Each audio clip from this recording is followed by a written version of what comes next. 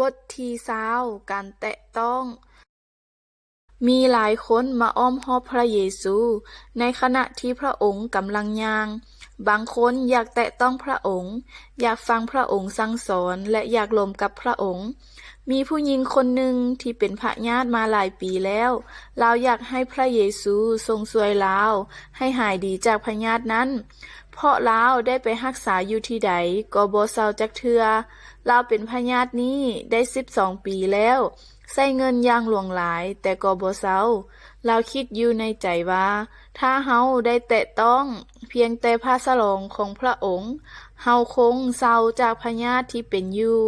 ดังนั้นลาวจึงพยายามที่จะเข้าไปใกล้พระองค์ในที่สุดลาวก็ได้เข้าใกล้พระองค์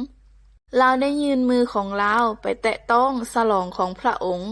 ทันใดนั้นพยาธิของลาวก็เซาทันทีในเวลานั้นพระเยซูทรงหยุดและถามว่าแม่นผู้ใดได้แตะต้องเสื้อของเฮา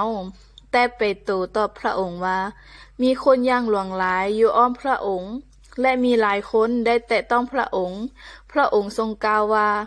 แต่เฮาฮู้ว่าฤทธิ์อำนาจของเฮาได้ออกจากตัวของเฮาหลังจากนั้นหญิงที่เป็นพยาธินั้นได้ย่างออกมาหาพระเยซู